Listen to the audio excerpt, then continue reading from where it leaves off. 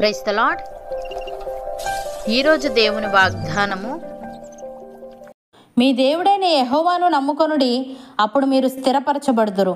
ఆయన ప్రవక్తలను నమ్ముకొనుడి, అప్పుడు మీరు కృతార్థులగుదురు. దినవృత్తాంతంలో 2వ గ్రంథము 20వ అధ్యాయము 20వ వచనము. సహోదరి సహోదరులారా, ఈ వాక్యం ఇజ్రాయేలు రాజైన యెహోషాపాతు తన ప్రజలకు చెప్పిన మాట. 3 పొరుగు రాజ్యాల సైన్యాలు వారిపై దాడి చేయడానికి వచ్చినప్పుడు ఆయన ఈ మాటలు చెప్పాడు. ఇది భయంకరమైన పరిస్థితులలో ప్రజలకు విశ్వాసాన్ని మరియు ధైర్యాన్ని ఇవ్వడానికి ఉద్దేశించినది. ఈ వచనంలో 2 ప్రధాన అంశాలు ఉన్నాయి. 1, మీ దేవుడైన యెహోవాను నమ్ముకొనుడి, అప్పుడు మీరు స్థిరపరచబడుదురు. 2, ఆయన ప్రవక్తలను నమ్ముకొనుడి, అప్పుడు మీరు కృతార్థులగుదురు. దేవుడైన యెహోవాను నమ్ముకోవడం అంటే దేవుని శక్తిని, ప్రేమను, వాగ్దానాలను మరియు ఆయన రక్షించగల సామర్థ్యాన్ని పూర్తిగా విశ్వసించడం. అప్పుడు వారు స్థిరపరచబడుదురు అంటే వారు భద్రత, స్థిరత్వం, భరోసా పొందుతారు. జీవితంలోని కష్టాలు మరియు అనిశ్చితుల మధ్య కూడా ఆయనపై ఆధారపడినప్పుడు చెక్కు చెదరని ధైర్యం మరియు నిలకడ వారికి లభిస్తాయి. దేవునిపై నమ్మకం వారిని నిలబెడుతుంది. అలాగే ఆయన ప్రవక్తలను నమ్ముకోవడం అంటే దేవుని తరపున మాట్లాడే వారిని, దేవుని సందేశాలను తెలియజేసే వారిని విశ్వసించడం మరియు వారి మాటలకు విధేయత చూపడం.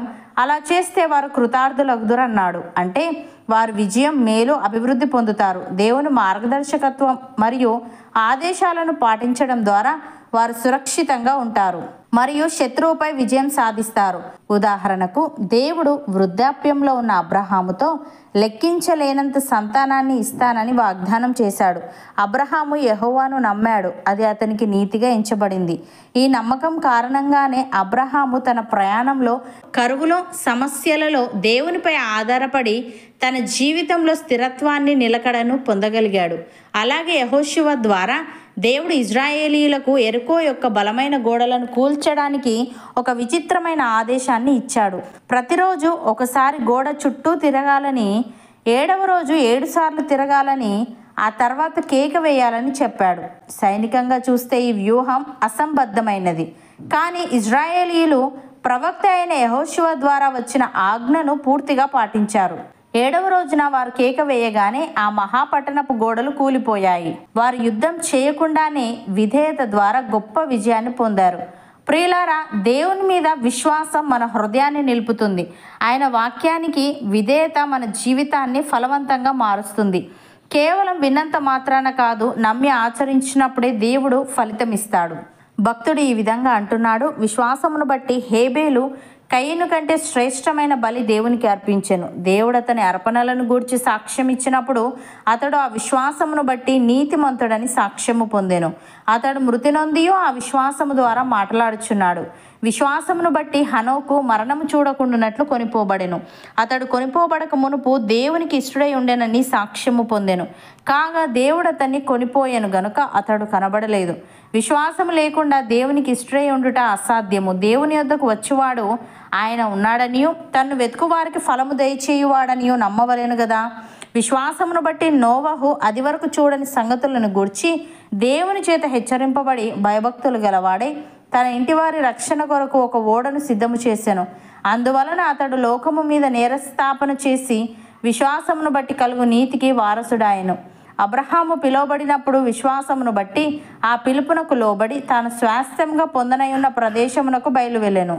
మరియు ఎక్కడికి వెళ్ళవలెనో అది ఎరుగక బయలు వెళ్ళెను. విశ్వాసమును బట్టి అతడును అతనితో ఆ వాగ్దానమునకు సమాన వారసులైన ఇస్సాకు, యాకోబు అనువారును గుడారములలో నివసించుచు అన్యుల దేశంలో ఉన్నట్టుగా వాగ్దాత్త దేశంలో పరవాసులైరి. ఏలి అనగా దేవుడు దేనికి శిల్పియు నిర్మాణకుడునై ఉన్నాడో పునాదులు గల ఆ పట్టణము కొరకు అబ్రహాము ఎదురుచూచుచుండెను అని. సహోదరి సహోదరులారా, మీ హృదయమును కలవరపడనీయకుడి. దేవుని అందు విశ్వాసం ఉంచుచున్నారు, యేసుక్రీస్తునందును విశ్వాసముంచుడి. తండ్రి ఇంట అనేక నివాసములు కలవు, లేని ఎడల ఆయన మీతో చెప్పును. మీకు స్థలము సిద్ధపరచ వెళ్ళుచున్నాడు. ఆయన వెళ్ళి మీకు స్థలము సిద్ధపరచిన ఎడల ఆయనుండు స్థలంలో మీరును ఉండులాగున మరలా వచ్చి ఆయన యొద్ద నుండుటకు మిమ్ములను తీసుకొని పోవును. నమ్మిన వారు నాతో పాటు ప్రార్థనలో ఏకీభవించండి. పరిశుద్ధుడా, ప్రేమగల తండ్రి, మీ దేవుడైన యెహోవాను నమ్ముకొనుడి, అప్పుడు మీరు స్థిరపరచబడుదురు. ఆయన ప్రవక్తలను నమ్ముకొనుడి, అప్పుడు మీరు కృతార్థులగుదురని ఈ మాట భయంకరమైన పరిస్థితులలో ప్రజలకు విశ్వాసాన్ని మరియు ధైర్యాన్ని ఇవ్వడానికి ఉద్దేశించినదని నీవు తెలియజేశావు. తండ్రి, నీకు స్తుతులు. దేవా, మా జీవితంలోని కష్టాలు మరియు అనిశ్చితుల మధ్య కూడా మేము నీపై ఆధారపడినప్పుడు చెక్కు చెదరని ధైర్యం మరియు నిలకడ మాకు లభిస్తాయి గనుక, నీపై నమ్మకం మమ్మల్ని నిలబెడుతుంది గనుక, మేము నీ యందు విశ్వాసముంచి నీ వాక్యానికి విధేయత చూపే వారంగా ఉండుటకు సహాయము దయచేయమని, నీవు వెళ్ళి మాకు స్థలము సిద్ధపరిచిన ఎడల నీ ఉండు స్థలంలో మేమును ఉండులాగున మరలా వచ్చి నీ యొద్ద నుండుటకు మమ్మల్ని తీసుకొని పోవుదువు గనుక, మేము మా హృదయమును కలవరపడనీయక నీ యందు విశ్వాసముంచి నీ కొరకు కనిపెట్టుకునే వారంగా ఉండుటకు కృపచూపమని, నీవు దేనికి శిల్పియు నిర్మాణకుడవై ఉన్నావో పునాదులు గల ఆ పట్టణములో నివసించే భాగ్యం మాలో ప్రతి ఒక్కరికి నీవే అనుగ్రహించమని యేసుక్రీస్తు నామమున ప్రార్థిస్తున్నాము తండ్రి. ఆమెన్.